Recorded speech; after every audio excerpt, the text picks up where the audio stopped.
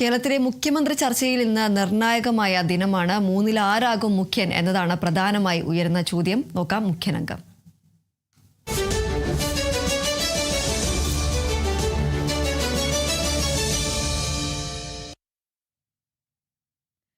കേരളത്തിലെ മുഖ്യമന്ത്രി ചർച്ചയിൽ നിർണായക ഘട്ടത്തിലേക്ക് കടക്കുകയാണ്. ഇന്ന് നേതാക്കളുമായി ഹൈക്കമാൻഡ് ചർച്ച നടത്തും. സമവായത്തിലെത്തിയാൽ ഇന്ന് തന്നെ മുഖ്യമന്ത്രിയെ പ്രഖ്യാപിക്കുമെന്നതാണ് വിവരം. വി.ഡി. സതീശനും രമേശ് ചെന്നിത്തലയും സണ്ണി ജോസഫും ഡൽഹിയിലെത്തിയിട്ടുണ്ട്. വിവരങ്ങളുമായി അതുല്യ രാമചന്ദ്രൻ ചേരുന്നു. അതുല്യ, ഇന്ന് ഏറെ നിർണായകമായ ഒരു ദിവസം തന്നെയാണ്. ഈ കുറേ നാളുകളായി നീണ്ടു നിൽക്കുന്ന ഒരു കാര്യമാണ് ആരാകും കോൺഗ്രസിലെ മുഖ്യമന്ത്രി എന്നത്. ഇപ്പോൾ ഈ പ്രധാന നേതാക്കളടക്കം വി.ഡി. സതീശനും രമേശ് ചെന്നിത്തല അടക്കമുള്ളവർ എന്തായാലും ഡൽഹിയിൽ എത്തിയിട്ടുണ്ട്. നിർണായകമായ ഒരു ചർച്ച തന്നെയാണ് ഇന്ന് ഹൈക്കമാൻഡുമായി നടക്കുന്നത്. എന്തൊക്കെയാണ് മറ്റു വിവരങ്ങൾ? ദീപ്തി, ഇലക്ഷൻ കഴിഞ്ഞപ്പോൾ ഇലക്ഷൻ്റെ തിരഞ്ഞെടുപ്പ് ഫലം പുറത്തു വന്ന് 6 ദിവസങ്ങൾ പിന്നിടുകയാണ്. ഇപ്പോഴും കോൺഗ്രസിലെ മുഖ്യമന്ത്രി ആരായിരിക്കും എന്നതിലൊരു കൃത്യമായ തീരുമാനം ഉണ്ടായിട്ടില്ല. ആ നിർണായകമായ തീരുമാനം, ആരാണ് മുഖ്യമന്ത്രി, കോൺഗ്രസിൻ്റെ മുഖ്യമന്ത്രി ആരായിരിക്കും, UDF-നെ നയിക്കുക ആരായിരിക്കും എന്നുള്ള ആ നിർണായകമായ തീരുമാനം ഇന്നുണ്ടായേക്കും എന്നുള്ള ഒരു സൂചനയാണ് നമുക്ക് ഇപ്പോൾ ലഭിക്കുന്നത്. കാരണം ഇന്നലെ AICC നിരീക്ഷകർ കേരളത്തിലെത്തി MLA-മാരിൽ നിന്നും MP-മാരിൽ നിന്നുമെല്ലാം അഭിപ്രായങ്ങൾ തേടിയ ശേഷം ഇന്നലെ ഡൽഹിയിലെത്തുകയും കോൺഗ്രസ് അധ്യക്ഷൻ മല്ലികാർജ്ജുൻ ഖാർഗെയ്ക്ക് റിപ്പോർട്ട് സമർപ്പിക്കുകയും ചെയ്തിരുന്നു. ഇന്നലെ ഈ നിരീക്ഷകർ മാധ്യമങ്ങളെ കണ്ട ശേഷം പറഞ്ഞത്, റിപ്പോർട്ട് ഞങ്ങൾ സമർപ്പിച്ചിട്ടുണ്ട്, പക്ഷെ അതിൽ ഇനിയും ചില ചർച്ചകൾ കൂടി നടക്കാനുണ്ട്. ആ ചർച്ചകൾക്ക് ശേഷമായിരിക്കും കൃത്യമായി ഒരു തീരുമാനത്തിലേക്ക് എത്തുക, അതായത് ഒരു ഒറ്റ പേരിലേക്ക് എത്തുക എന്നുള്ളതാണ്. ഇപ്പോൾ അതിന് മുന്നോടിയായിട്ടാണ് 3 നേതാക്കളും ഇന്ന് ഡൽഹിയിൽ എത്തിയിരിക്കുന്നത്. അത് KPCC അധ്യക്ഷൻ സണ്ണി ജോസഫ്, അതുപോലെ തന്നെ നിയുക്ത MLA-യും അതുപോലെ തന്നെ UDF-ന്റെ വിജയത്തിൽ വലിയൊരു പങ്ക് വഹിക്കുകയും ചെയ്ത വി.ഡി. സതീശൻ, അതുപോലെ തന്നെ രമേശ് ചെന്നിത്തല എന്നിവരാണിപ്പോൾ ഡൽഹിയിൽ എത്തിയിരിക്കുന്നത്. അതിൽ തന്നെ കേരള ഹൗസിൽ ഇന്ന് പുലർച്ചയോടുകൂടി കേരള ഹൗസിലെത്തിയ വി.ഡി. സതീശന് വലിയ രീതിയിലുള്ള സ്വീകരണമാണ് യുവ നേതാക്കളും യുവ പ്രവർത്തകരും ഒരുക്കിയിട്ടുണ്ടായിരുന്നത്. യൂത്ത് കോൺഗ്രസിൻ്റെയും അതുപോലെ തന്നെ NSU നാഷണൽ സ്റ്റുഡൻസ് യൂണിയൻ, KSU-വിൻ്റെ അഖിലേന്ത്യാ തലത്തിലുള്ളവരും ഒക്കെ ഒരുക്കിയിട്ടുണ്ടായിരുന്നത്.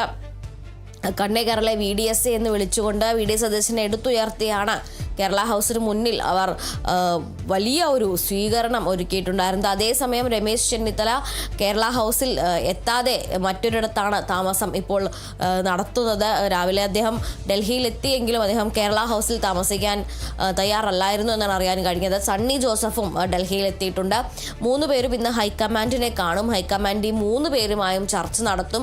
ഈ ചർച്ചകളിൽ ഒരു സമവായം ഉണ്ടാവുകയാണെങ്കിൽ, അല്ലെങ്കിൽ ഈ ചർച്ചകളിൽ ഒരു തീരുമാനം ഉണ്ടാവുകയാണെങ്കിൽ ഇന്ന് വൈകിട്ട് തന്നെ മുഖ്യമന്ത്രി ആരാണ് എന്നത് അറിയാൻ കഴിയും എന്നാണ് നമുക്ക് മനസ്സിലാക്കാൻ സാധിക്കുന്നത്.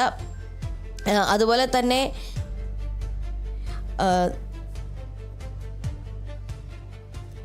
KC വേണുഗോപാലിനെയും അതുപോലെ തന്നെ വി.ഡി. സതീശനെയും ഇതിൽ ആരായിരിക്കും മുഖ്യമന്ത്രി എന്നുള്ളതിൽ ഹൈക്കമാൻഡിനും വലിയ രീതിയിലൊരു തീരുമാനത്തിലേക്ക് എത്താൻ ഒരു ബുദ്ധിമുട്ട് ഉണ്ട്. അതെന്താണെന്ന് വെച്ചാൽ ജനങ്ങളുടെ അഭിപ്രായവും അതേസമയം ഘടകകക്ഷികളുടെ അഭിപ്രായവും MLA-മാരുടെ അഭിപ്രായവും ഇത് 3-നെയും ഒരുമിച്ച് കൊണ്ടുപോയിക്കൊണ്ടൊരു സമവായത്തിൽ എത്തുക എന്നുള്ളതാണ് ഹൈക്കമാൻഡിനെ സംബന്ധിച്ചിടത്തോളം ഏറ്റവും വലിയ ബുദ്ധിമുട്ടാവുക എന്ന് പറയുന്നത്. കാരണം ജനങ്ങളുടെ വലിയ പിന്തുണ വി.ഡി. സതീശനുണ്ട്. അത് വലിയ രീതിയിൽ തന്നെ പരസ്യമായി തന്നെ ഇപ്പോൾ പ്രകടമാകാൻ തുടങ്ങിയിട്ടുണ്ട് എന്നുള്ളതുമാണ്. കേരളത്തിലെമ്പാടും വലിയ രീതിയിൽ സതീശന് വേണ്ടി പ്രകടനങ്ങൾ, ഫ്ലക്സുകൾ, അതുപോലെ തന്നെ രാഹുൽ ഗാന്ധിയുടെ പോസ്റ്റിന് താഴെ കമൻറ്റുകൾ, രാഹുൽ ഗാന്ധിക്ക് മെയിൽ അയക്കുന്നത്, അങ്ങനെ വലിയ രീതിയിൽ സാധാരണ ജനങ്ങളിൽ നിന്ന് വി.ഡി. സതീശൻ്റെ ഭാഗത്തേക്ക് ഒരു പിന്തുണ പോകുന്നുണ്ട്. എന്നാൽ അതേസമയം MLA-മാരുടെ പിന്തുണ KC വേണുഗോപാലിനാണ്. ഈ രണ്ടും തള്ളിക്കളയാൻ സാധിക്കില്ല എന്നുള്ളതാണ് ഹൈക്കമാൻഡ് നേരിടുന്ന പ്രശ്നം. MLA-മാർക്കപ്പുറം ജനങ്ങളെ തീരുമാനമെടുക്കാൻ ഹൈക്കമാൻഡ് മുതിരുമോ, അതോ ജനങ്ങളുടെ ആവശ്യം അല്ലെങ്കിൽ ജനങ്ങൾ എന്താണ് ആഗ്രഹിക്കുന്നതെന്ന് തള്ളിക്കൊണ്ട് MLA-മാരിൽ നിന്ന് ഒരു വോട്ടെടുപ്പ് നടത്താൻ ഹൈക്കമാൻഡിന് സാധിക്കുമോ? അങ്ങനെ സംഭവിക്കുകയാണെങ്കിൽ മറ്റ് സംസ്ഥാനങ്ങളിലേതുപോലെ തന്നെ കേരളത്തിലും കോൺഗ്രസിന് അത് വലിയ രീതിയിലൊരു തിരിച്ചടിയാകും. ജനങ്ങളെ മറന്ന് ഇത്തരത്തിൽ MLA-മാരുടെ ഉൾപാർട്ടി ജനാധിപത്യവും ഉൾപാർട്ടി പോരും പരിഗണിച്ചുകൊണ്ട് തീരുമാനം എടുക്കുകയാണെങ്കിൽ അത് കോൺഗ്രസിന് കേരളത്തിലും അടിപതറും എന്നുള്ളത് തന്നെയാണ്. ജനങ്ങളെ സംബന്ധിച്ചിടത്തോളം കഴിഞ്ഞ 10 വർഷമായി വലിയ രീതിയിലൊരു നിർജ്ജീവാവസ്ഥയിലേക്ക് പോവുകയായിരുന്ന കോൺഗ്രസിനെ ആ നിർജ്ജീവാവസ്ഥയിലേക്ക് എത്തുന്നതിൽ നിന്ന് തടയുകയും അതുപോലെ തന്നെ വലിയ രീതിയിലുള്ള ഒരു ജനകീയതയും നൽകിയ ഒരു മുഖമാണ് VD സതീശൻ എന്ന് പറയുന്നത്. അദ്ദേഹം ഒരു രാഷ്ട്രീയ പ്രവർത്തനത്തിലപ്പുറം മറ്റൊരു രീതിയിൽ ഈ ഒരു 10 വർഷത്തെ അദ്ദേഹത്തിൻ്റെ പ്രവർത്തനത്തെ കൊണ്ടുപോയി എന്നുള്ളതാണ്. അതുകൊണ്ട് തന്നെയാണ് സംസ്ഥാനത്തുടനീളം ജനങ്ങൾ വലിയ രീതിയിൽ VD സതീശന് വേണ്ടി ഒരു പിന്തുണ പ്രഖ്യാപിച്ചിരിക്കുന്നത്. എന്നാൽ അതേസമയം MLA മാർ ചൂണ്ടിക്കാട്ടുന്നത് KC വേണുഗോപാലിൻ്റെ പാർട്ടി പ്രവർത്തനം എന്ന് പറയുന്നത് സംഘടനാ തലത്തിൽ ഉള്ള ഒരു പ്രവർത്തനമാണ്. അതായത് സംഘടനയെ ഇങ്ങനെ ചലിപ്പിച്ചു കൊണ്ടുപോകാൻ അല്ലെങ്കിൽ സംഘടനയിലെ കെട്ടുറപ്പ് നിലനിർത്താൻ KC വേണുഗോപാൽ വലിയ രീതിയിൽ പ്രവർത്തിച്ചിട്ടുണ്ട് എന്നുള്ളതാണ് ചൂണ്ടിക്കാട്ടുന്നത്. പ്രസംഗങ്ങൾക്കും റീലുകൾക്കും അതുപോലെ തന്നെ യാത്രകൾക്കും പൊതുയുഗ യാത്രയെ അടക്കം പറഞ്ഞുകൊണ്ടാണ് ഈ പറയുന്നത്.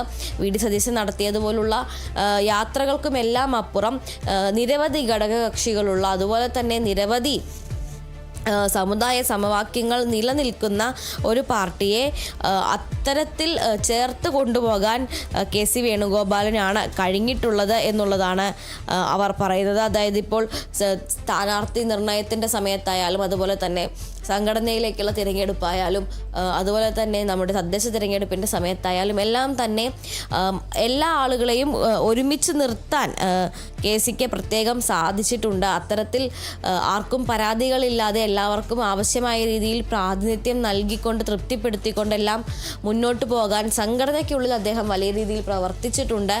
അത് കാണാതെ പോകരുത്. ഇത് സാധാരണ ജനങ്ങളെ സംബന്ധിച്ചിടത്തോളം ഇതൊന്നും വിസിബിൾ ആയിട്ടുള്ള രാഷ്ട്രീയ പ്രവർത്തനമല്ല. പ്രത്യേകിച്ചും പാർട്ടിക്കുള്ളിൽ നടക്കുന്ന പ്രവർത്തനങ്ങൾ അതൊന്നും സാധാരണക്കാരെ സംബന്ധിച്ചിടത്തോളം അവർക്ക് കാണാൻ കഴിയുന്ന പാർട്ടി പ്രവർത്തനമല്ല എന്ന് വെച്ച് അത് കാണാതെ പോകരുത് എന്നുള്ളതാണ് KCയെ പിന്തുണയ്ക്കാൻ MLA മാർ പറയുന്ന കാരണം. അതേസമയം രമേശ് ചെന്നിത്തല തൻ്റെ സീനിയോറിറ്റി അല്ലെങ്കിൽ ഈ KC വേണുഗോപാലിനും VD സതീശനും ഇടയിൽ ഒരു സമവായ സ്ഥാനാർത്ഥി അല്ലെങ്കിൽ സമവായ മുഖ്യമന്ത്രി എന്ന നിലയിൽ തൻ്റെ പേര് നിർദ്ദേശിക്കപ്പെടും എന്നുള്ള ഒരു പ്രതീക്ഷയിലാണ് രമേശ് ചെന്നിത്തല നിൽക്കുന്നത്. മാത്രമല്ല NSSൻ്റെ ഒരു പിന്തുണ രമേശ് ചെന്നിത്തലയ്ക്കുണ്ട്. മുസ്ലിം ലീഗിൻ്റെ വലിയ പിന്തുണ VD സതീശനുള്ളതുപോലെ തന്നെ NSSൻ്റെ ഭാഗത്ത് നിന്നുള്ള ഒരു പിന്തുണ അല്ലെങ്കിൽ NSSൻ്റെ പ്രിഫറൻസ് എന്ന് പറയുന്നത് രമേശ് ചെന്നിത്തലയാണ്. മാത്രമല്ല മറ്റൊരു പ്രധാനപ്പെട്ട കാര്യം KC വേണുഗോപാലിനെ മുഖ്യമന്ത്രിയാക്കാൻ തീരുമാനിക്കുകയാണെങ്കിൽ 2 ഉപതിരഞ്ഞെടുപ്പുകളെ കോൺഗ്രസിന് നേരിടേണ്ടി വരും. ആ 2 ഉപതിരഞ്ഞെടുപ്പുകളെ നേരിടുമ്പോൾ VD സതീശൻ പക്ഷം അതിനെത്ര കണ്ട് ഒരു പിന്തുണ നൽകും അല്ലെങ്കിൽ VD സതീശൻ പക്ഷത്തു നിന്ന് ആ 2 ഉപതിരഞ്ഞെടുപ്പുകളിലും ഉണ്ടാകുന്ന പ്രവർത്തനങ്ങൾ എന്തായിരിക്കും എന്നുള്ള ഒരു പ്രശ്നം കൂടി കോൺഗ്രസ് നേരിടേണ്ടി വരും. KC വേണുഗോപാലിനെ മത്സരിപ്പിക്കുമ്പോൾ സ്വാഭാവികമായും നിലവിലുള്ളൊരു MLA രാജിവെപ്പിക്കുകയും അവിടെ KC വേണുഗോപാൽ മത്സരിച്ച് ജയിക്കുകയും വേണം. മറ്റൊന്ന് KC വേണുഗോപാലിൻ്റെ MP സ്ഥാനം രാജിവെച്ച് അദ്ദേഹം ആ MP സ്ഥാനത്തേക്ക് മറ്റൊരു തിരഞ്ഞെടുപ്പ് നടത്തണം. അപ്പോൾ ഈ 2 ഉപതിരഞ്ഞെടുപ്പുകളെ കോൺഗ്രസിന് നേരിടേണ്ടതായി വരും. അതോടൊപ്പം തന്നെ ഇടങ്ങി നിൽക്കുന്ന ചെന്നിത്തല പക്ഷത്തെയും VD സതീശൻ പക്ഷത്തെയും ഈ തിരഞ്ഞെടുപ്പുകളുടെ സമയത്ത് പ്രശ്നമില്ലാത്ത രീതിയിൽ ഉപയോഗിക്കാനും കോൺഗ്രസിന് വിയർക്കേണ്ടി വരും. അപ്പോൾ ഈ സമവാക്യങ്ങളെല്ലാം തന്നെ വെച്ച് നോക്കുമ്പോൾ എന്തൊരു തീരുമാനത്തിലേക്കും ഹൈക്കമാൻഡിന് എത്താൻ പറ്റുക എന്ന് പറയുന്നത് എളുപ്പമുള്ള കാര്യമല്ല. അതുകൊണ്ട് തന്നെയാണ് ഇന്നിപ്പോൾ 3 നേതാക്കളെയും ഡൽഹിയിലേക്ക് വിളിച്ചിരിക്കുന്നത്. ഡൽഹിയിൽ എത്തുന്ന 3 നേതാക്കളുമായും ഹൈക്കമാൻഡ് ചർച്ച ചെയ്യും. ആ ചർച്ചയ്ക്ക് ശേഷം ഒരു സമവായത്തിൽ എത്തുകയാണെങ്കിൽ ഇന്ന് വൈകിട്ട് തന്നെ കേരളത്തിൻ്റെ അടുത്ത മുഖ്യമന്ത്രി ആരാണ് എന്നതിൽ ഒരു പ്രഖ്യാപനം ഉണ്ടാകും എന്നാണ് കരുതുന്നത്.